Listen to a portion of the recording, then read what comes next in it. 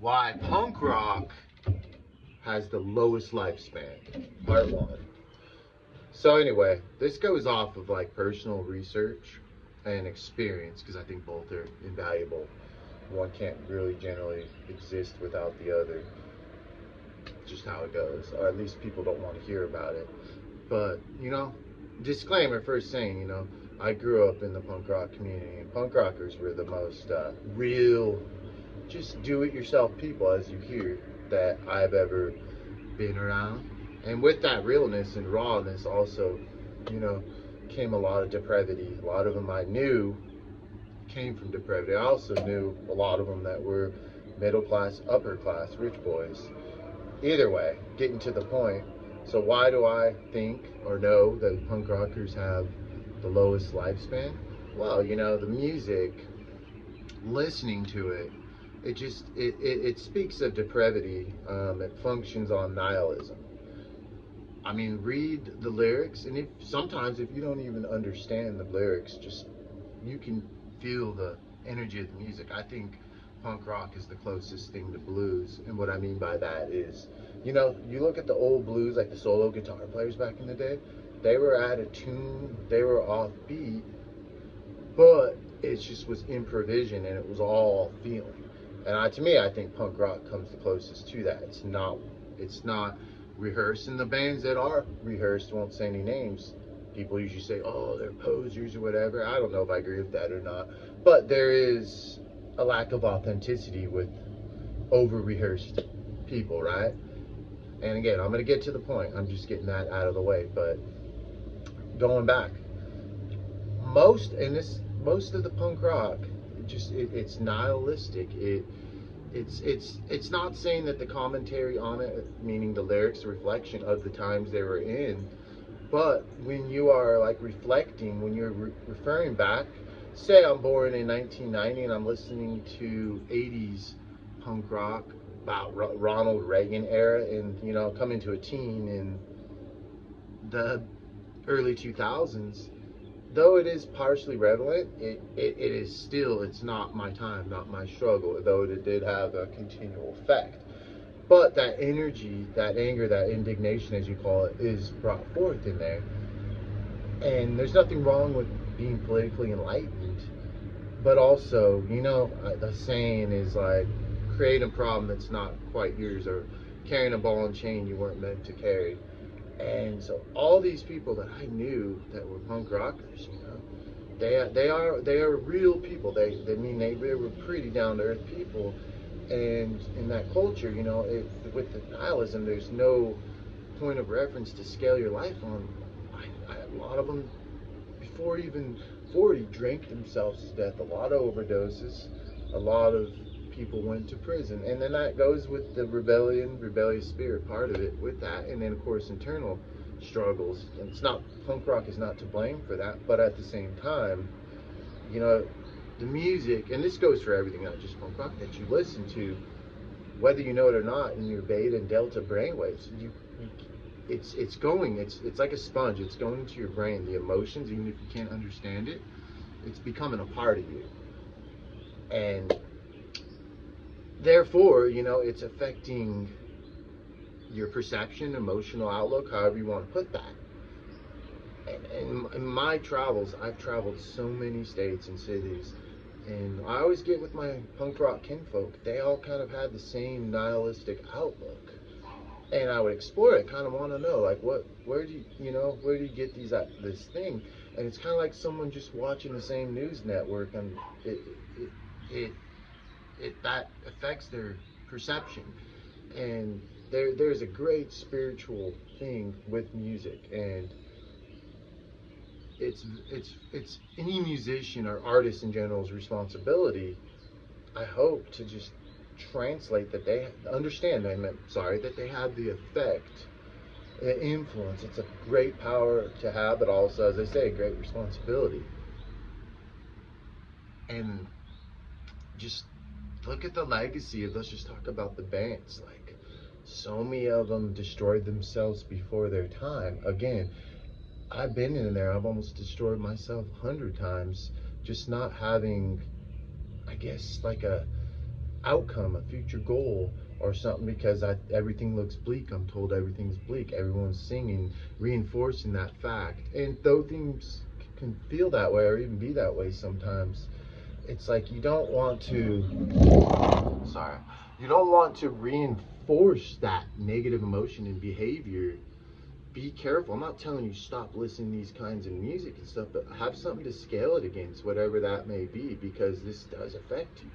Don't you don't expect positive results from negative information coming into you, whether that's books, whether that's podcasts. It could be anything. Be mindful, like guard your mind, understand the difference between escapism, enjoying the art, and actually what is true for your life. I learned that lesson. It's like one of the biggest lessons I would tell people, as I'm 41 now, is to, you really are, we are told, we finally get it, we are what we eat. You eat bad junk food, you're probably going to get overweight, you're probably going to feel like crap, it's going to mess with everything in your body, your compound. But also with media, with movies, with music, and this is about music particularly, it affects us whether we know it or not. Like, oh, I like it, just makes me, I don't believe in everything says, but it does ingrain in your mind, and you are taking in that point of view, whether you like it or not. And you can, if you don't have, you can scale it or whatever. Just be mindful of what you're taking in. Like, none of these guys that kind of like stayed punk rock that I knew in Southern California, I could think of maybe one that became like a Christian, strangely, that is doing well, but all of them are dead or in prison or still hopelessly in like an arrested development. I'm not, again, talking, there's a lot of great positive bands too, like Gorilla Biscuits, love them and stuff like that. I'm not saying stop listening, but just understand what you're listening to. These people were in a dark point in their life or a depressive state, whatever they were doing, and that's translating in their music and what they're playing, not even just what they're saying, but what they're playing. And that is the beautiful thing about music, is it is very energetic and spiritual. Probably the most closest form to that is like books, but even with music, it's a little bit more involved. You got to strangle out them notes, and that's great. I love that music. I love that people can express themselves in many ways. But whatever the music is, this is punk rock. This was my experience. I was really thinking about that this morning. How much people have died, and they had that. And rest their souls. And I'm not dogging them. I'm very flawed, very short in my comments, but they never expanded. They never grew. They never. It kept them like rudimentary. And you gotta really be careful what you listen to. You gotta be really careful what you eat, obviously. But we're talking about the mind, what you feed your mind, Something could appear to be positive or appear to be like whether the status quo goes for, but it could be suggesting horrible stuff, or it could just be reinforcing already emotions that get there. It's like alcohol. It's a depressant. People that drink it, I've been there, that were depressed, drink it, and it reinforces that and actually gives you a euphoric feeling. Well, Sam does the music that we resonate with.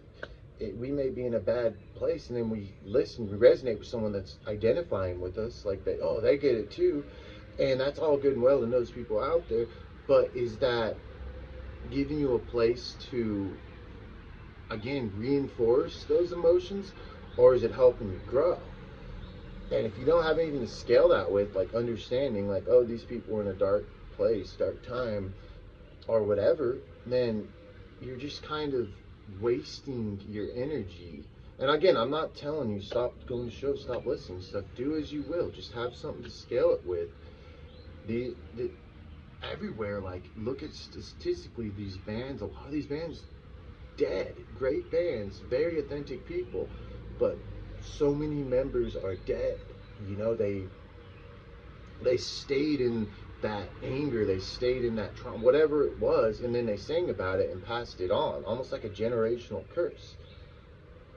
I feel the responsibility of anyone as an artist, musician, is we go through hard times. It's good that we can help other people understand that they're going through that too. But I also feel there must be a resolve. There must be a conclusion like that's greater than just, oh, everything's crap, everything, the government this, the government that, or whatever.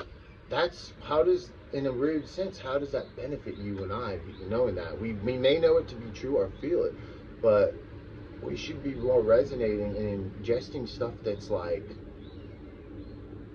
again, like something more positive in life. And so I've like basically taken a music fast for the past 8 months for the most part, you know?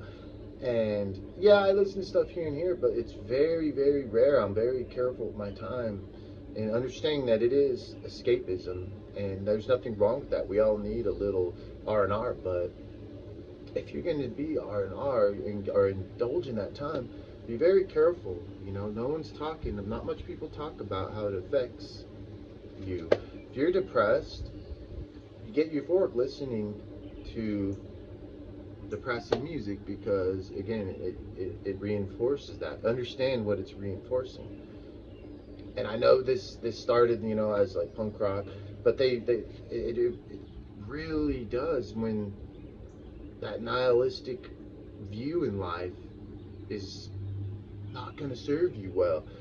Some people say it's being real, and there is a realness to it, but also, like, if I have my foot cut off, like, do I need everyone to keep telling me, oh, your foot is cut off, you can never do anything, like, you're wheelchair bound?